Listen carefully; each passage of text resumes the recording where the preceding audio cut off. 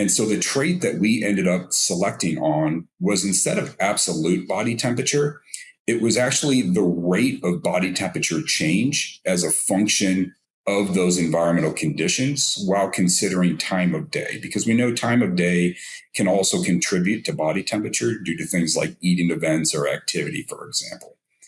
And so by selecting on this trait, we identified that our more tolerant animals have a reduced rate of body temperature increase as those environmental conditions tend to go up.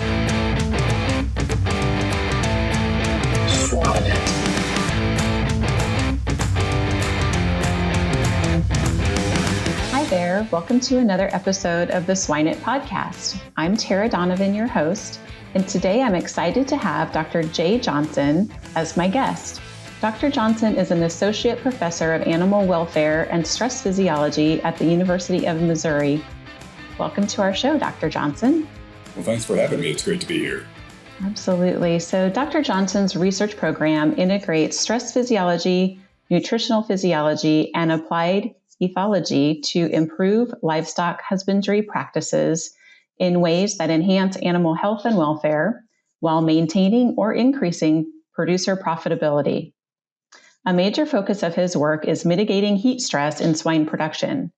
He's published more than 100 peer-reviewed articles on this topic, and so today he leads us in our discussion topic of genomic selection for thermotolerance in pigs. But before we begin, Jay, will you take us through your career path and what got you interested in this area of research? Sure. So my career path actually begins here at the University of Missouri. I did both my bachelor's and master's degree here. Mostly worked in beef cattle, but still in the area of heat stress and fescue toxicosis.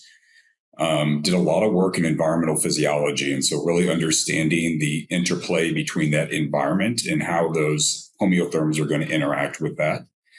After that, I moved on to a PhD at Iowa State University, really transitioned more into nutritional physiology.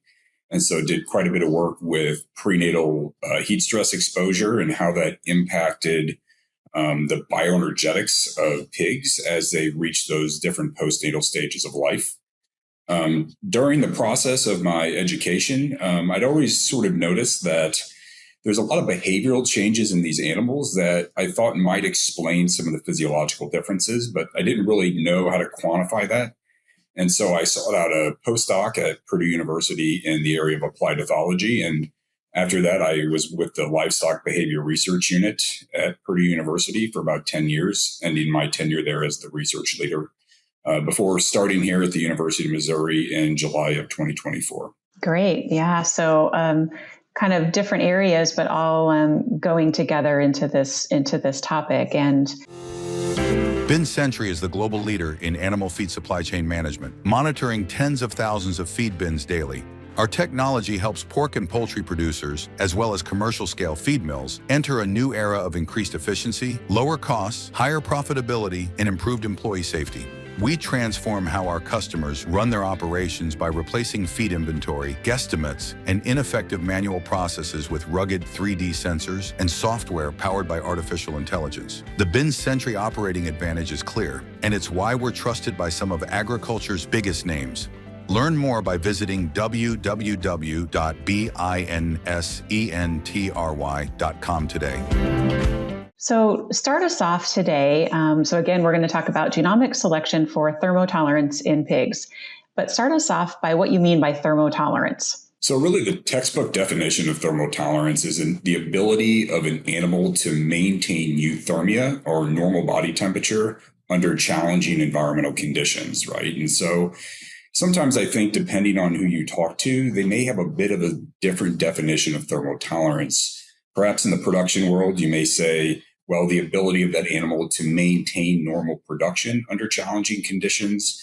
But from our perspective, we really think these things need to integrate together. That animal needs to be able to maintain homeostasis, have improved welfare under those conditions, while also maintaining those production outputs. Yeah, great. Thank you for that, because I think that's important for our topic today. So we're also going to kind of go back to the basics, I say at the beginning of this conversation. So how about genomic selection? So just, give us kind of a path in swine production, right? Some of our audience definitely will know, all about this, and other people will know what it is, but maybe just need a little bit of a recap. So I will preface this by saying that I'm a physiologist, but I do work with a really good geneticist, Dr. Luis Brito at Purdue University. And so beginning probably 8 or 9 years ago, he and I started talking about the possibility of, selecting for thermotolerance, but really making sure that as we're doing this selection, we're considering that animal's welfare state and overall health. And so as we think about genetic selection, right, so trait measurement and selecting based on those observable phenotypic traits, as technology's improved, we're able to get, genomic sequencing on these animals. We're now essentially able to associate some of these phenotypes that we can directly measure with specific genomic regions. And then as we move forward, instead of having to continually phenotype animals for selection, we can instead just utilize their genomic information for that selection moving forward. So what are the phenotypic differences that you've observed in the more tolerant pigs relative, to a regular population? So what, you talk about the phenotypic traits. Yeah, so I kind of want to start at the beginning, right? And so when you talk about selecting for thermotolerance based on this really textbook definition of maintaining body temperature, sometimes you get a little bit of pushback on that, right? And so this is really because when we're selecting for thermotolerance based on an absolute maintained lower body temperature, what we're inadvertently doing is actually selecting against metabolic rate in that animal, right? And that's because as homeotherms, we actually utilize the calories that we consume in order to maintain body temperature. And so when we think about balancing in these extreme environmental conditions, there's always this balance between the heat gain through those metabolic processes, things that contribute to milk production in a dairy cow, litter growth in a gestating sow, for example, with the ability of that animal to actually lose that body heat through things like sensible or latent heat loss or even behavioral changes, right? And so if we're selecting an animal simply based on an absolute body temperature response, we're generally going to see a decrease in some of these productive measures, right? Which makes this, a selection technique that we really don't want to see in our industry, because then we're going to have profitability decline and production deficits, at least under normal conditions, thermoneutral conditions. What we do instead is we try to identify a trait that would instead select for heat loss capacity of these animals, right? And so as we think about a pig, for example, that is being exposed to gradually increasing temperatures over time, it's getting more of a challenge, right? It needs to employ more and more of these heat loss mechanisms to balance out that internal body heat, right? And so the trait that we ended up selecting on was, instead of absolute body temperature, it was actually the rate of body temperature change as a function of those environmental conditions, while considering time of day, because we know time of day can also contribute to body temperature due to things like eating events or activity, for example. And so by selecting on this trait, we identified that our more tolerant animals have a reduced rate of body temperature increase as those environmental conditions tend to go up, right? So if we go from, let's say, 60 degrees Fahrenheit up to 95, right? So the slope of that line is lower relative to our sensitive lines of animals. And so what we believed we were doing was selecting for an animal that more effectively was able to utilize some of those heat loss mechanisms. And so after developing that founder population, we selected the most divergent animals in that population. And we started the process of breeding for divergency and actually doing some phenotyping. What we found is that the animals that we've selected to be more tolerant, they tend to increase respiration rate at a much lower temperature. And we see a lot of behavioral shifts in these animals as well. And so at a lower temperature, they'll start ramping up their respiration rate, which again is a major heat loss mechanism in our pigs. which allows them to essentially delay that rise in body temperature. We also see some indicators of changed behavior, things like playing with their water, right? They start making wallows in their pens more quickly and more effectively relative to our sensitive line animals, right? And so if we think about a pig that maybe you have in the wild or on pasture, right, you'll generally see when it's hot, they're gonna form a wallow. And this is a major form of heat loss for pigs, as they're really, really good at behavioral thermoregulation. Really, they're very intelligent, as we all know. And so what we see then is that under these heat stress conditions, you have a delay in this increase in this body temperature relative to the ambient temperature, but we're not seeing production deficits, right? And so if we have gestating sows that are selected for thermotolerance, we see an increase in live born per litter when they're gestated under heat stress.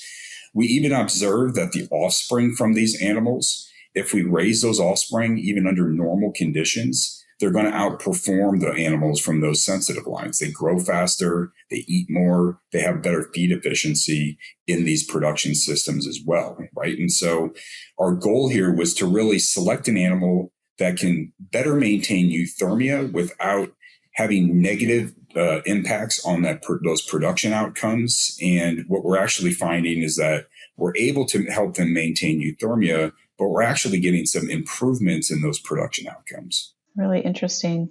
Well, you touched on a question that I had for you as you were sharing that with us. Is your research focused on heat tolerance in the sow, gilt and then the sow, or in grow finished pigs? And it sounds like it can be applicable to both. Sure. Yeah.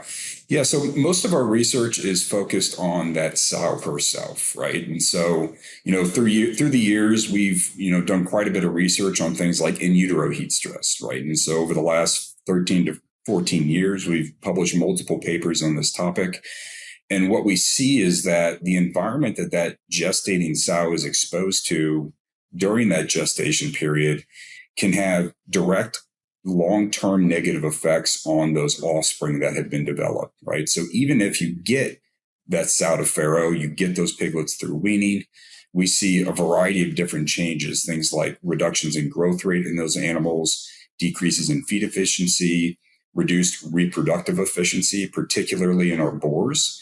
We even see differences in how they behave. They become more aggressive with social interactions and more lethargic after normal production events, things like weaning and transport. And so our focus has really been on that gestating and lactating sow, because we know that her experiences and how she responds to stress not only impacts her in that moment, but can also have these downstream effects on those offspring that she has generated. So one of the things that I thought about is walking through a sow farm, in the heat of summer, we often, as a veterinarian, I'm, looking at sow comfort, right? And if they have a high respiratory rate, I have always thought that is maybe they're uncomfortable, or, maybe they're really hot. It's not the right environment for them. But what I heard you say is these animals that might be more heat tolerant are going to start a increased respiratory rate, earlier with a lower temperature. So maybe that's not a good observation as a veterinarian in terms of understanding that sow. Yeah, and I think that's probably the easiest thing for us to see, right, is respiration rate. And so it's interesting when I go out and I ask folks, what indicates heat stress in a pig? And 9 times out of 10, I'll get the response of respiration rate. And that's true, right? That sow is entering a phase of heat stress. It's trying to mitigate that heat. But really the efficiency of that is what's driving the strain response. And so in the world of stress physiology, we talk about a stressor. So that stressor might be the temperature of the barn, for example, and all of those animals are experiencing it. The stress then being the biological response of that animal to that stressor. And then when we start to become really concerned, things that are measurable, we talk about that strain response. And so that strain response differs from animal to animal.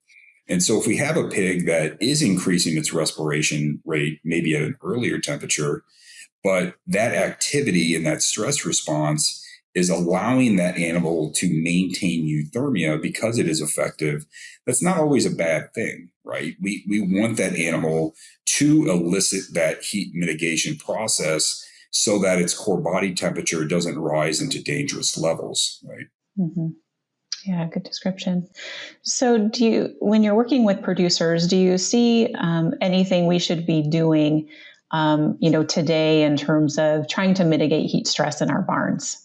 Well, I think probably the first starting point is, a lot of our management technologies that we have available, right? We have, cool cells and ventilation systems, drip coolers, depending on your system, right? And so another area that we've done a lot of work on is trying to identify when is the best time to actually utilize all the technologies we have available, right? And so if you sort of look through the current guidelines, most of those guidelines are based on data from 30 or 40 years ago, right? And I think we all know that our pigs are much more productive today than they were back then.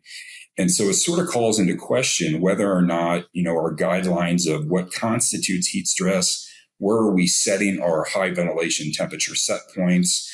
Should we maybe be moving that back a little bit, or even making those systems more robust to handle the amount of BTUs that each of those sows in our facilities are producing? And so as a part of our heat stress mitigation program, right, so we're utilizing genomic selection as one part, but also trying to improve maybe how we're managing or when we're managing those animals under heat stress. And so we have over the past probably 8 years developed, sets of algorithms that are, I think, more predictive of the temperatures our gestating sows would like to be at versus which are those that will cause them to succumb to heat stress. And some of the work that we're starting to undertake here at the University of Missouri is really applying some of that data pipeline for developing those algorithms into our other production systems. So looking at our nursery pigs or grow finish pigs, as well as our market pigs. And so in the next 2 years, we'll be performing a series of studies and doing a lot of research, really trying to update those guidelines as well. Yeah, that's great. I'm glad that work is being done, because I agree. A lot of the published data for, our welfare, even our, welfare audits, et cetera, goes back 30 years. And so we kind of have a different animal, as we all know, than we did 30 years ago. So let's go back into the kind of the economics of this. What's the implications when you're doing genomic selection or genetic selection for your breeding stock company? There's a balance, right, for what you focus on, and so dig into that a little bit for me, and how important this is compared to growth rate, compared to back fat, all the things that we're selecting for, at least in our grow finish pigs, and then you can also jump into the sow side, right, with litter size and milking ability and et cetera. Yeah, so economics of heat stress, right? And so I think you could ask 5 different people and probably get 5 different answers on what it's costing the U.S. industry, right? And so there's probably 2 main original sources that you see cited in the literature. One, a really, really comprehensive paper by Dr. St. Pierre in 2003, where he had estimated, overall in the swine industry about $300 million per year in losses, right? And this is accounting for everything. There's also a really nice presentation that Dr. Steve Pullman had given in 2010 at the Midwest American Society of Animal Science meeting, where he had estimated about $55 per sow in terms of reproductive losses due to heat stress, right?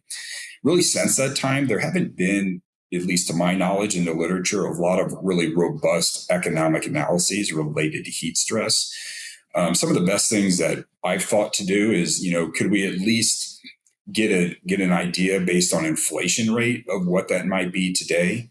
And so if we use Dr. Pullman's paper or talk, for example, from 2010, in today's dollars, that's about $83 or $84 per sow per year, just due to heat stress and reproduction alone, right? And if you look at the U.S. sow inventory from 2025 from the National Ag Statistical Services, there were about 5.65 million sows in the U.S. And so, extrapolating that, you're probably looking around $500 million per year, really just due to sow reproductive issues alone. But I think this is an area of research or an effort that really needs to be made. Something that's very difficult to do, right? Because depending on the genetic source, depending on the location, depending on even the barn setup that you had, you may see a greater or lesser impact of heat stress on those animals. So there's a lot of variability that really goes into those analyses, right? One of the things we do hear from producers, though, at least on the reproductive side, is one of their biggest concerns is mortality and abortions, right? Especially in that late second trimester, early third trimester. The growth of those fetuses start to go up substantially, and that fetal growth really contributes to this total heat load within that sow, right? And so early in gestation, not a lot of growth. The sow can usually deal with it okay, but as she gets later and later, especially into those July, August timeframe, you put a lot of energy and money into that animal, and then all of a sudden she loses her litter, or there's a death loss from that, right? And that's a huge economic hit. Yeah, I couldn't agree more. And, thinking back to, the wide range, right? We have 4 seasons, right, in most of the states where pigs are produced in the U.S. But, we, from the northern climates to the southern climates, there's a big difference in the amount of, I would say, days that pigs might be experiencing heat stress. And so to focus on that in the U.S., I think it's just difficult because there's such a wide range, and different universities, are studying different things. We also have, cold stress. I live in Wisconsin, and so a completely different type of stress on a pig, but it's definitely there, and the utilization of the metabolic nutrients to keep those pigs warm. Completely different thought process. So it is challenging because we do have a wide variety of areas where we produce pigs, and that climate's different. Yeah, and that variation too can really have a negative impact, right? If that sow, doesn't really have a chance to adapt or acclimate, if you're constantly getting these wide variations in temperature shifts, you may even see more negative effects than on an animal that's being exposed to more of a constant heat stress and is able to acclimate to that too, right? Definitely. Yeah. We always talked about, the first really hot spell is when we see the highest sow mortality. And it's because, it's not a gradual thing. We happen to go from spring to summer in, in a very short period of time in a lot of states. And so that couple of week period, we definitely see a spike in our mortalities. So, Dr. Johnson, today we've been discussing genomic selection for thermotolerance in pigs and understanding how this can benefit pig production, digging a little bit into the economics, but it sounds like we need to do a little bit more to understand that in today's dollars. So, Dr. Johnson, do you have some final thoughts and take homes or something we didn't cover in our conversation that you want to cover now? Yeah, I think one other thing, maybe touching on the economics, right? I think postnatal heat stress itself is obviously an issue, right? Those are things we can directly see, death loss, production loss. And so the economics of that, are likely even higher than we currently think they are. Perhaps one underlooked area would also be the economics of that in utero heat stress exposure on those piglets, right? It's very difficult in a farm setting to make a lot of direct comparisons by season because you would need multiple seasons. And there's a lot of confounding factors, things like diet quality, disease pressure, things of that nature, right? But, based on, our research and research by other labs on the, performance impacts of that in utero heat stress exposure, it may be that the economic costs of that prenatal stress could actually outweigh the postnatal stress because you're seeing these negative impacts of that heat stress, even in a short 30-day gestation period, throughout the lifetime of that animal, no matter the time of year. And so I think if these economic analyses, and I'm probably not the person to do it, I'm not an economist, but if they are to be done, we really need to consider that factor as well, especially as we think about, is it worth, maybe adding that extra cool cell to your multiplier farm, right? Maybe increasing the capacity for your ventilation system.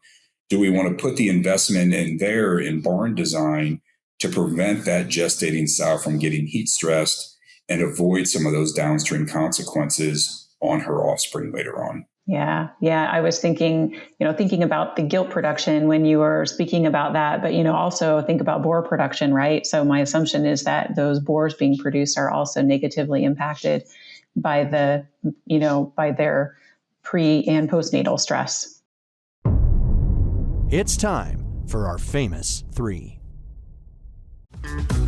Biofractal is your AI-driven partner for understanding what's really happening inside chicken biology and turning those insights into action. Using scientifically validated methods, the industry's largest transcriptomic datasets, and proprietary biological indices, our savvy services turn complex molecular data into clear, practical insights that can be used to make decisions. R&D and technical teams, veterinarians and nutritionists rely on Biofractal to validate modes of action, compare solutions, and troubleshoot performance, accelerating product development in nutrition, health, and genetics, and enabling measurable gains in bird performance and welfare under real production conditions. Great. Well, thank you so much for that. As we end our time together, I want to say thank you to our listeners. If you have questions or comments, send those through on your podcast platform. Also, if you liked our show, give us a thumbs up or a like, and please share it with your friends. But before I let you go, Jay, a trademark of our show is to ask our guest a few thought-provoking questions to expand our knowledge and keep us thinking. So my first question for you is, what's a book or resource that's your go-to in your area of expertise? Well, that's a pretty easy one for me, being from the University of Missouri. I would have to say Bioenergetics and Growth by Dr. Samuel Brody, who was a faculty member here in the early 1900s time period. And our environmental chambers are actually named for him. I would say that would be my go-to. Okay, so a pioneer in that area. Excellent. Yes. So how about a book or resource not related to the swine industry that you recommend we check out? Well, it's a pretty good one. And I have my students in our stress physiology class read this. It's called Why Zebras Don't Get Ulcers. It's by Robert Sapolsky. And so it really goes through the ways that stress in your own life, either psychological or physiological, can impair different areas, things like sleep or memory, what have you, or even metabolism. It's written in a way that I think is pretty digestible for folks that aren't, specifically stress physiologists. Yeah, I've never heard of that. Why Zebras Don't Get Ulcers. Why Zebras Don't Get Ulcers, yeah. Great, I'll check it out. And lastly, share with us an attribute or characteristic that you feel sets successful professionals apart from others. Yeah, so one of the things I usually tell my graduate and undergraduate students in the lab is good communication, right? You need to communicate exactly what's going to happen, what's happening, to make sure that everyone's on the same page. And through that, state your intentions, right? Let everyone know what your intention is with either the task you're asking them to do or maybe the question that you have. And probably the most important is follow through, right? If you say you're going to do something, make sure that you actually get it done. Yeah, I like those. I like state your intentions. I think that's a very succinct way to say, what are my expectations, right? And sometimes that's missing in the conversation. Yeah, very good. Well, thank you so much, Jay, for being on my show. Again, this is Dr. Jay Johnson. We've been talking about genomic selection for thermoregulation and heat stress in pigs. Appreciate your insight. And until the next episode, have a great day. Thank you.